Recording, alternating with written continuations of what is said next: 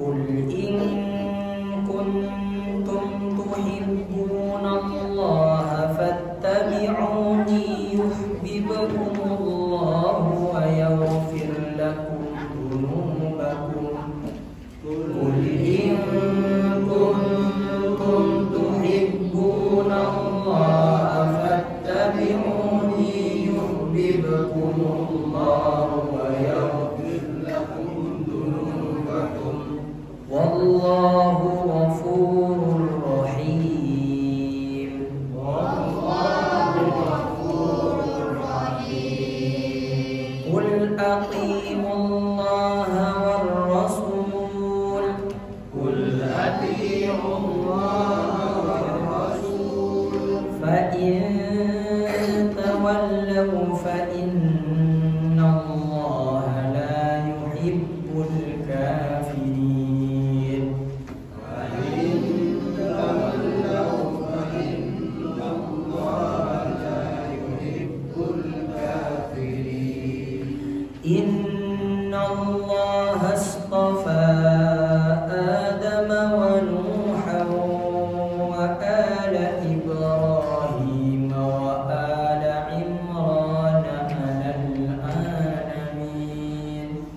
إن الله اصطفى آدم ونوحا وآل إبراهيم وآل عمران على العالمين ذرية بعضها من بعض ذرية بعضها من بعض والله سميع عليم.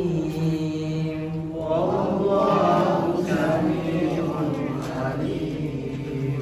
إذ قالت امرأة عمران رب إني نذرت لك ما في بطني محررا فتقبل مني.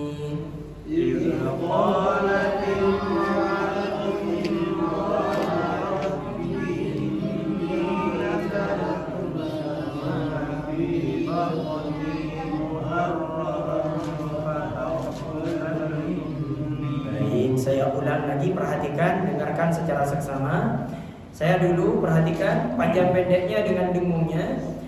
إذ قالت امرأة عمران رب إني نذرت لك ما في بطني محررا فتقبل مني. إذ قالت امرأة عمران رب إني نذرت لك ما في بطني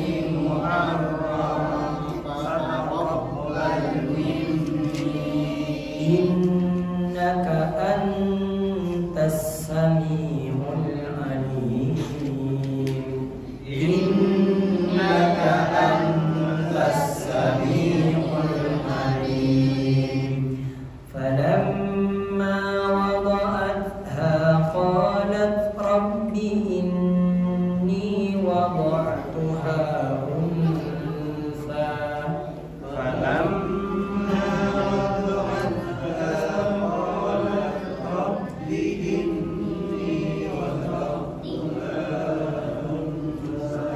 والله أعلم بما وضعت.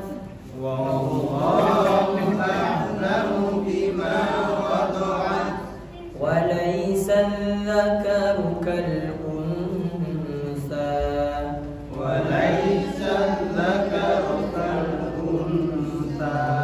وإني سميتها مريم وإني أعيذها بك وذريتها من الشيطان الرجيم.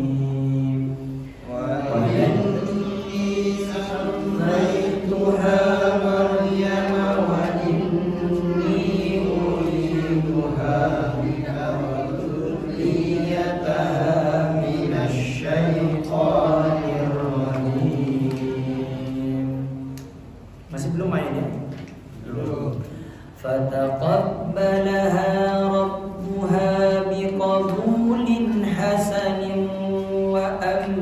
فأنبتها نباتا حسنا فتقبلها ربها بقبول حسن وأنبتها نباتا حسنا وكفلها زكريا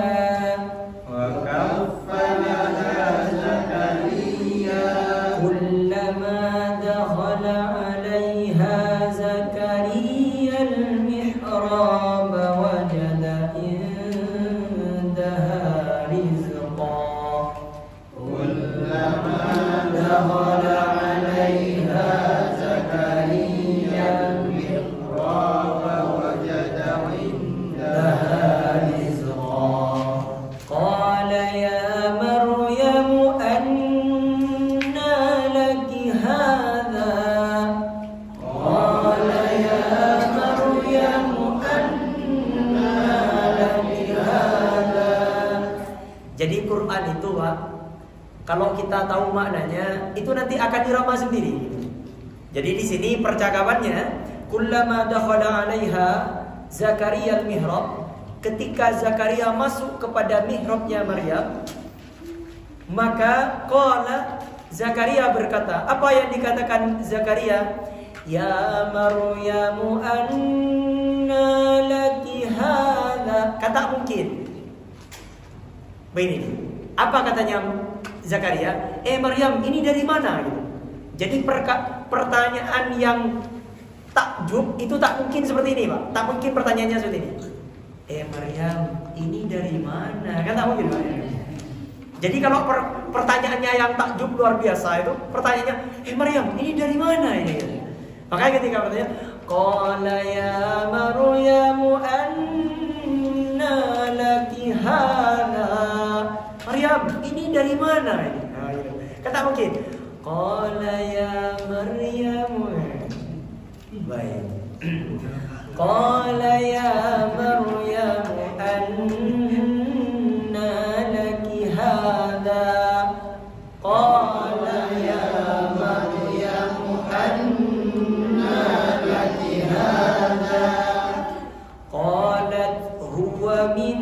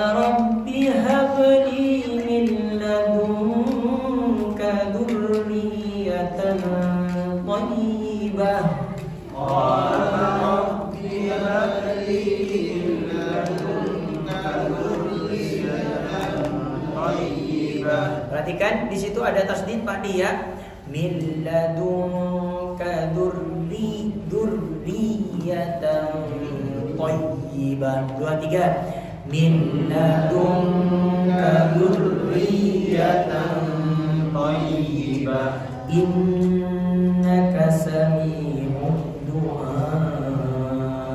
Innaka sami'ud du'a. فنادته الملائكة وهو قائم يصلي في المحراب. فنادته الملائكة وهو قائم يصلي في المحراب أن الله يبشرك بيحيى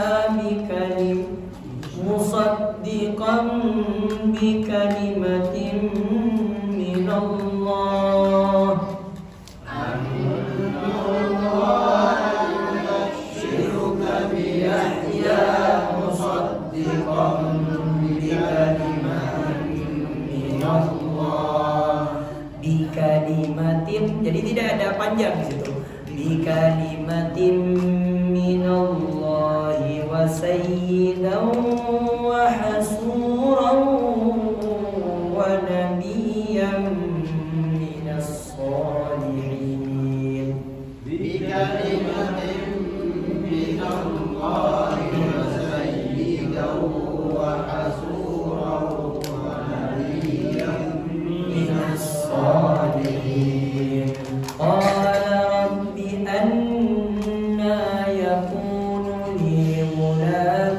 وقد بلغني الكبر وامرأتي آخر قال رب أنى يكون لي غلام وقد بلغني الكبر وامرأتي عاقر قال كذلك الله يفعل ما يشاء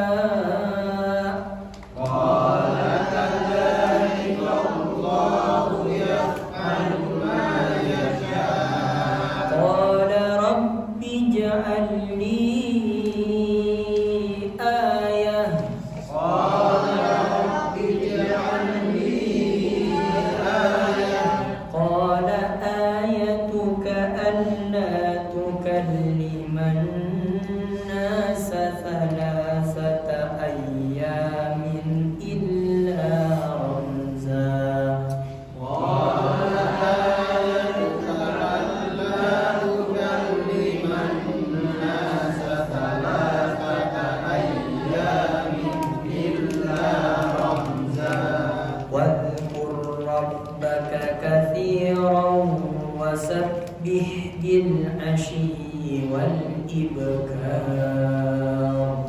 واذكر ربك كثيرا وسبح بالعشي والإبكار.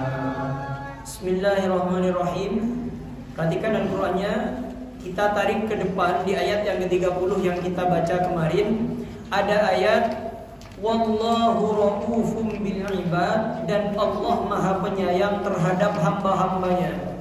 Perhatikan Bapak Ibu sekalian, ketika Allah menyuruh kita dan melarang kita, itu bukan untuk Allah ya. Ketika Allah menyuruh kita untuk sholat, untuk zakat, untuk berinfak, untuk bersedekah, ini bukan untuk Allah, tapi untuk kita. Yang selanjutnya, ketika Allah melarang, misalnya melarang berjudi, melarang riba, ini bukan untuk Allah, tapi untuk kita, Pak. Baik, bagaimana cara mencintai Allah Subhanahu wa taala? Fattabi'uni, kata Rasulullah, ikutilah aku. Jadi cara mencintai Allah tidak ada jalan lain kecuali mengikuti jalan Nabi Muhammad SAW.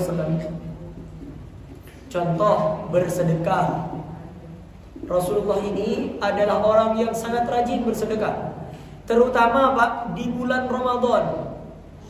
Di bulan Ramadan Rasulullah semakin ringan tangan untuk sedekah. Kemudian yuhibbukumullah. Apabila kita mencintai Allah, mengikuti aturan Rasulullah, bimbingan Rasulullah, yuhibbukumullah, niscaya Allah akan mencintai kita. Mencintai kamu, kata Allah. Jadi kalau kita mengikuti Rasulullah, maka pasti akan dicintai oleh. Di antara yang mengikuti Rasulullah, di antara yang ringan Pak, siwak. Siwak, tahu siwak? Kalau misalnya tidak punya kayu, pakai tangan boleh ketika wudu. Siwak ini dicintai oleh Rasulullah. Bahkan kata beliau, seandainya tidak memudaratkan kepada umatku, la amartuhum bisiwak, maka saya akan suruh mereka untuk bersiwak terus. Tapi takut untuk memberatkan, Pak. Nah ini kata ulama, karena dari saking utamanya siwak. Wa yaghfir lakum dzunubakum, dan mengampuni dosa-dosamu. Wallahu ghafurun, Allah Maha Pengampun. terhadap yang mengikutiku mengenai dosa-dosa yang telah terjadi sebelum itu, Rahimun, lagi Maha penyayang kepadanya. Jadi Allah Maha penyayang.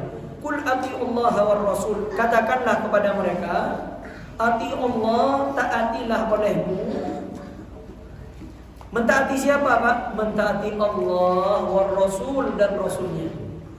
Jadi kalau kita mengaku mencintai Allah, maka yang pertama ikuti Rasulullah. Kalau kita sudah mengikuti Rasulullah, pasti akan dicintai oleh Allah Subhanahu wa taala. Kemudian Allah firmankan, qul ati Allah, buktikan kecintaan kamu itu dengan mentaati Allah war rasul, dan mentaati utusannya, yaitu Nabi Muhammad sallallahu alaihi wasallam. Fa in tawallau, jika mereka berpaling atau menyimpang dari ketaatan, fa innallaha la yuhibbul kafirin, maka sesungguhnya Allah tidak menyukai orang-orang yang kafir. Maka perhatikan di sini, Pak. Kalau kita mengaku cinta kepada Allah, maka ikuti Rasulullah. Dengan cara apa? Mentaati Allah dan mentaati Rasulullah, dan menjauhi larangannya. Ini kata Allah, fa in tawallau, apabila kamu tidak mengikuti perintah Allah, misalnya disuruh sholat tidak sholat, disuruh tutup aurat tidak tutup aurat, disuruh jujur tidak jujur. Perhatikan sekarang, Pak. Kalau Allah cinta kepada kita, kepada seseorang, maka Allah akan buat semua makhluknya mencintainya. Kalau Allah sudah cinta kepada seseorang, maka Allah akan menyuruh seluruh makhluknya tanpa terkecuali untuk mencintainya. Tapi sebaliknya, Pak, kalau Allah sudah benci kepada seseorang, maka Allah akan membuat makhluknya benci pada orang ini. Paham? Jadi yang dikejar adalah cintanya Allah Subhanahu wa taala. Kalau kita sudah mendapati cintanya Allah, Pak, maka Allah akan membuat makhluk-makhluknya cinta.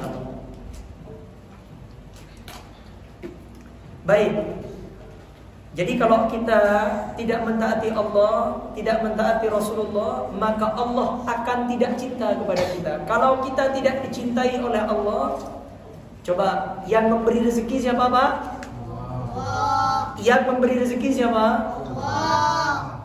Yang memberi jodoh siapa, Pak? Allah. Yakin? Yakin. Kira-kira kalau kita mendurhakai Allah, tidak taat kepada Allah, kira-kira Allah akan memberi yang terbaik apa yang buruk, Pak? Terbaik. Mak gendeng benar. Marah aja jadi gendeng.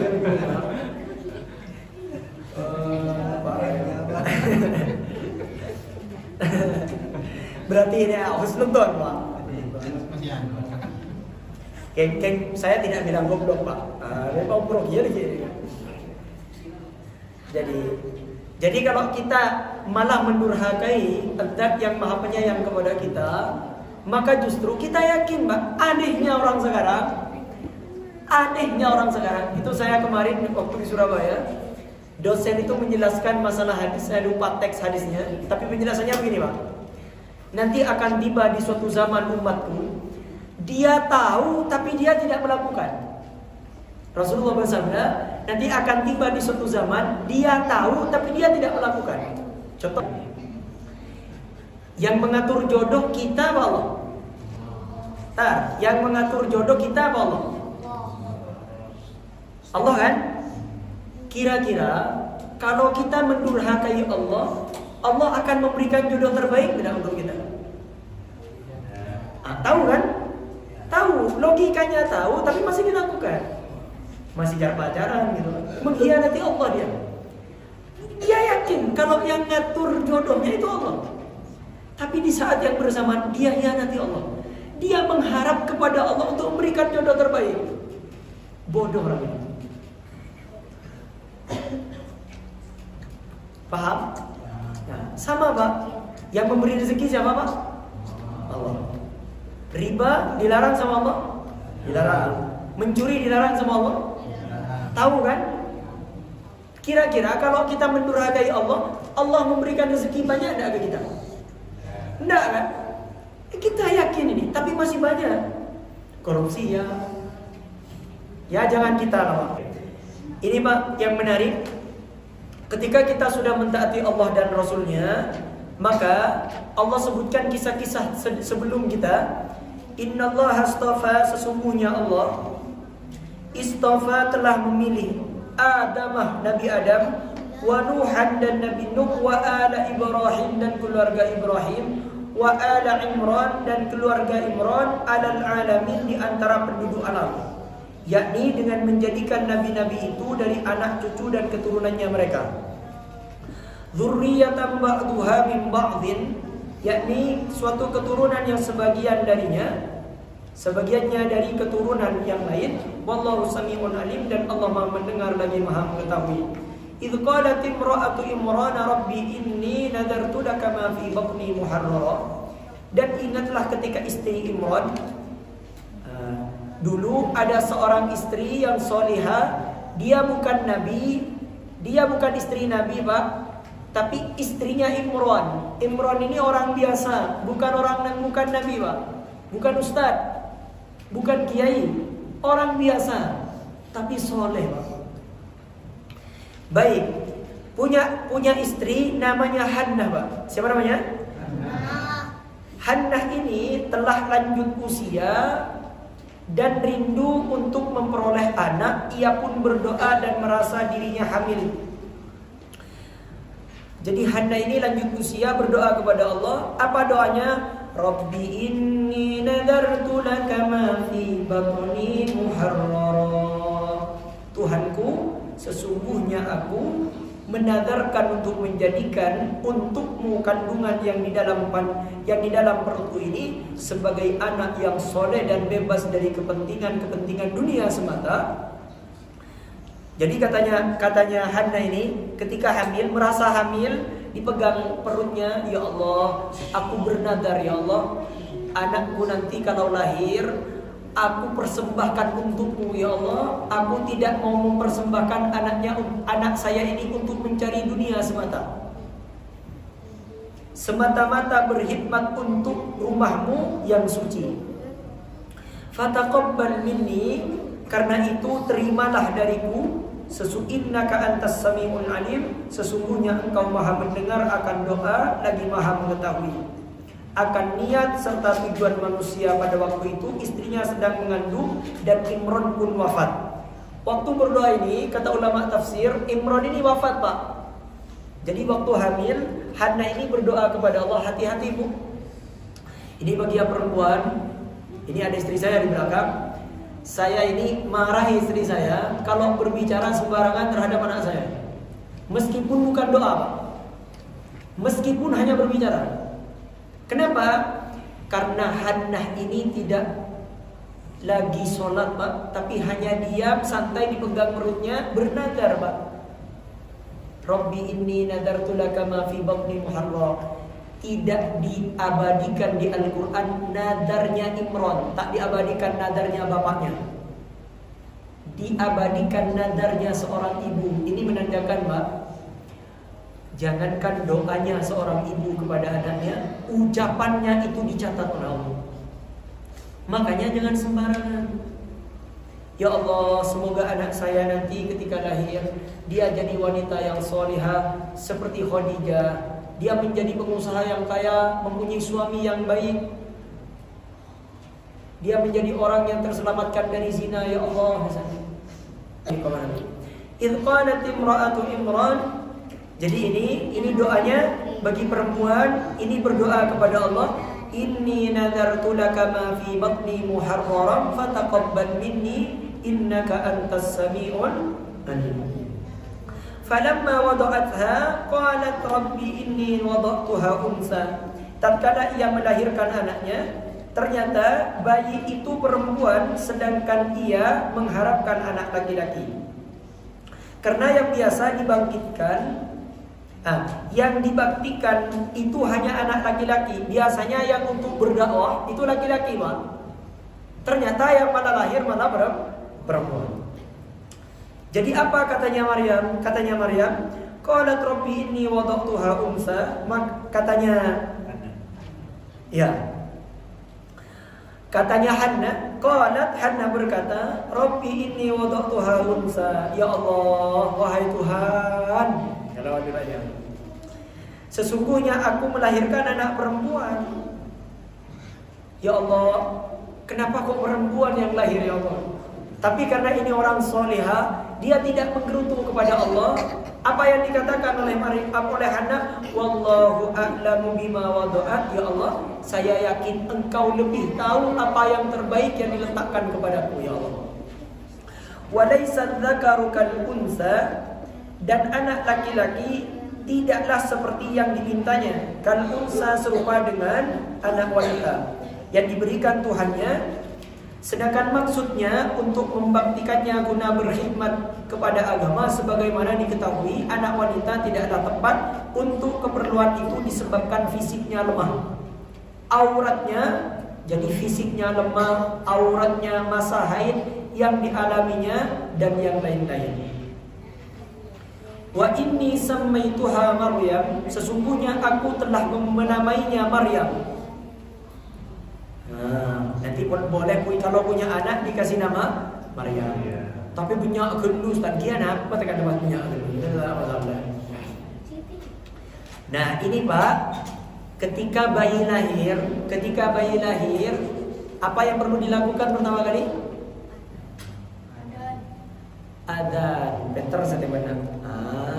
Ternyata adzan itu masih ada ulama yang mengkritiki. Ternyata ada ulama yang mengkritik, ada sebagian itu hadisnya masih diperselisihkan. Yang sahih itu bukan diadzankan, yang paling top ya, bukan diadzankan. Tapi tidak salah Pak.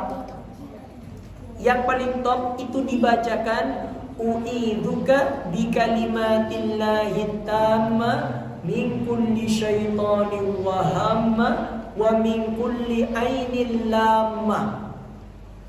Sebagaimana apa maknanya u'idzuka? Kalau laki-laki u'idzuka, kalau perempuan u'idzuki. Karena perempuan ini u'idzuki bi kalimatillahi tamma, wahai Maryam, aku lindungi kamu dengan kalimat Allah yang sempurna, min kulli syaitanin wa hamma, dari semua setan, wa hamma, dan binatang yang melata, binatang yang akan menyakiti kamu. Wa min kulli ainin lamma, dan setiap pengaruh ain yang akan berpotensi menyakiti kamu.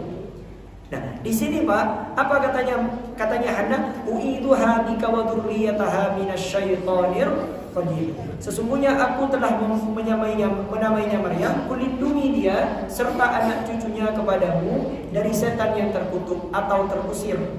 Dalam sebuah hadis tersebut, tidak seorang pun bayi yang dilahirkan melainkan ia disentuh setan sewaktu ia dilahirkan itu, sehingga ia memekik dengan suara keras, kecuali Maryam dan putranya. Perhatikan, dalam sebuah hadis diriwayatkan oleh Imam Bukhari dan Imam Muslim, setiap bayi yang lahir Pak, semua tanpa terkecuali, itu akan datang setan, akan menusuk perutnya, pusarnya ditusuk Pak.